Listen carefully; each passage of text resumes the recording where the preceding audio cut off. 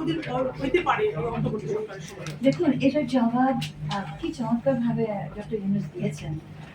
যতটুকু প্রয়োজন ততটুকু, তার বাইরে তো নয়। আর যতটুকু আপনারা মনে করেন আমাদের প্রয়োজন ততটুকু। এখন আপনারা যদি মনে করেন আমাদের আমাদের তরুণ সমাজ যদি মনে করে প্রয়োজন নেই, তাহলে আমরা চলে যাব।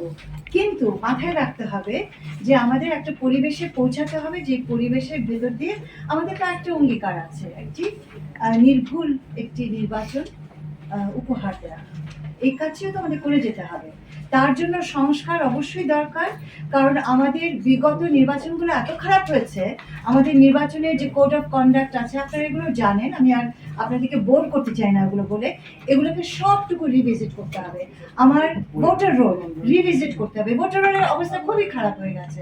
আমার কোড অফ কন্ডাক্ট খুবই খারাপ হয়ে গেছে, এবং এই জায়গাগুলো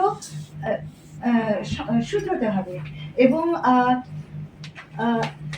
আরেকটা জিনিস, আমাদের রাজনৈতিক দলগুলোকে শুধরাতে হবে।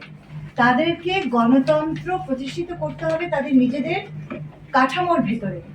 এখন শুধু যদি অর্থের শক্তি আর পেশি শক্তি দিয়ে নির্বাচন হতে হয়, তাহলে তো আমরা ফিরে গেলাম তো সে আগের জায়গায়। তো সেটার জন্য আমাদের অনেকগুলো সংস্কার হতে হবে। আর সেটা আমি বলতে পারবো না। সেটা আমি রাজনৈতিক দলগুলো যে গণতন্ত্রের কথা বলছে এটা আরেকটু যদি কি বলবো?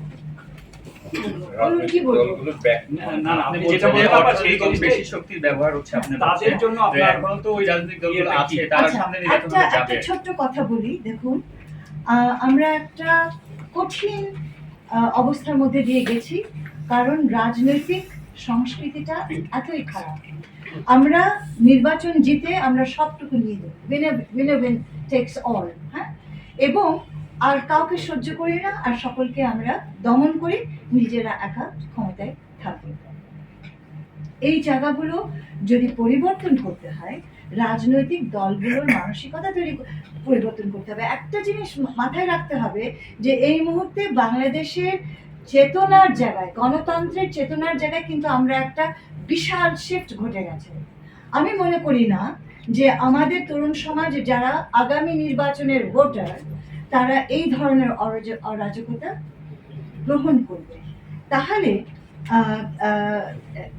এই যে আমাদের এখন কি হচ্ছে, আপনারা নিজেরাই খেয়াল করে দেখুন যে সহিংসতাগুলো এই মুহূর্তে হচ্ছে, দখল হচ্ছে, চাঁদাবাজি হচ্ছে, এবং প্রত্যেকটা ক্ষেত্রে কোনো না কোনো রাজনৈতিক দলের নামে হচ্ছে। তো এই রাজনৈতিক দলগুলো আর কতকাল তাদের মাথার উপরে এই ধরনের নোংরা অপরাধ নিয়ে ঘুরে বেড়াবে?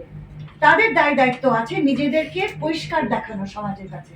তাদের দায় দায়িত্ব আছে দেখানো যে তারা চাঁদাবাজি করে না।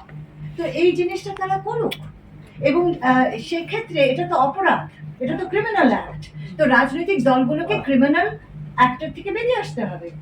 তো এখন হয়তো কি বলবো, ভবিষ্যৎ বলে দেবে যে আমরা, অদূর ভবিষ্যৎই বলে দেবে যে কতটুকু আমরা দেশের ভেতরে আইন শৃঙ্খলাটা আনতে পেরেছি, রুল অফ ল আনতে পেরেছি, এবং এই জায়গাগুলোকে সুসংহত করতে পেরেছি। যত তাড়াতাড়ি আমরা করতে পারবো তত তাড়াতাড়ি আমাদের কাজ শেষ।